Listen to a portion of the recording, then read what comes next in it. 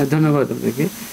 আসলে ক্ষুদ্র জেলা মাধ্যমিক বিদ্যালয়ে যিনি এখন দায়িত্বপ্রাপ্ত প্রধান শিক্ষক, উনি আসলে একজন অ্যাসিস্ট্যান্ট হেডমাস্টার। ওনাকে বিষয়টি আমি যখন জানতে পারি, ওনাকে ফোন দিই। উনি বিষয়টি বলে যে আসলে এই বিষয়গুলো ওনার জানা নেই। এই তথ্য-পাত্রগুলো ওনার আসলে জানা নেই যে এই বিষয়গুলো কোথায়, কোথায় নক করতে হয়।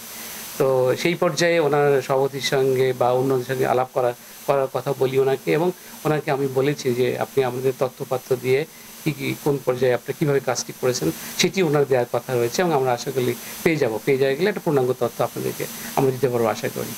আসলে ফর ইউর কাইন্ড ইনফরমেশন, সেটি হলো যে every institutions basically in secondary level and non-government body institutions, they are controlled by the regular SMC or ad hoc or any other type of committee. এই কমিটিগুলো আসলে মূলত প্রতিষ্ঠানগুলোকে পরিচালিত করে থাকে, সেটি নিয়ন্ত্রণ করে থাকে। এখন এই বিষয়টি বিদ্যমান কমিটিতে আলোচিত হয়েছে কিনা, এটা রিকিটেড ডকুমেন্টারি পেলে আমরা তথ্যপত্রগুলো সঠিকভাবে হয়তো আরও আপনাদেরকে দিয়ে সহযোগিতা করতে পারি। ধন্যবাদ সবাইকে। থ্যাংকস। আমার মনে হয় তথ্য চলে এসেছে। সরকারের মানে প্রপার্টিটা তো আসলে গভর্নমেন্টের, সেখানে কোনো কিছু করতে হলে তো আসলে প্রপার সিস্টেম ছাড়া যাওয়াটা তো অবৈধ। এইটি আমি আপনাকে আগেই বলেছি যে তারা বলেছে তাদের জানা নেই কোন কোন জায়গায় নক করতে হয়।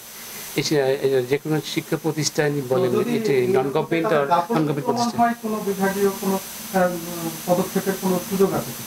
এইটি তথ্যপত্র পেলে আমার মনে হয় সব জায়গায় স্কোপ রয়েছে।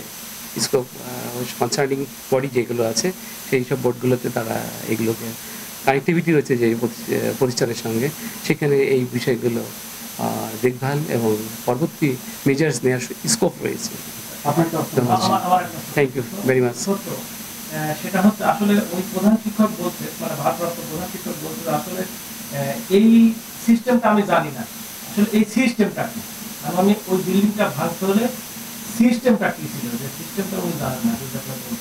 কোনো শিক্ষা প্রতিষ্ঠানে যদি কোনো প্রতিষ্ঠান যদি নন গভর্নমেন্ট হয়ে থাকে, সেই নন গভর্নমেন্ট প্রতিষ্ঠানে কোনো বিশেষ করে কোনো স্ট্রাকচারে কিছু করতে গেলে এটা বিশেষ করে আমাদের শিক্ষা প্রকৌশল অধিদপ্তর রয়েছে। শিক্ষা প্রকৌশল অধিদপ্তর আগে মেজার করে দেখবে যে সেই প্রতিষ্ঠানকে কোনো স্ট্রাকচার কোনো কন্ডেম ঘোষণা করা বা অন্য কোনো, এটা আসলে there is a committee which has been governed by the government. এরকম একটা কমিটি রয়েছে, সেই কমিটিকে তারা রিপ্লেস করবে।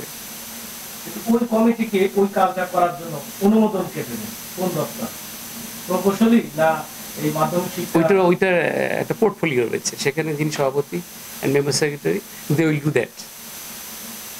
আমি ক্লিয়ার? কোনো দপ্তর দেবে না, শুধু কমিটি অনুমোদন দেবে। না, কমিটি আমি বলছি যে কনসার্নিং কমিটিতে পোর্টফোলিও রয়েছেন যিনি চেয়ারপারসন বা কমিটি যিনি প্রোগ্রাম চেয়ার থাকেন আর আদার্স, এরা they will take the decision, সেটা দিবে। ধন্যবাদ।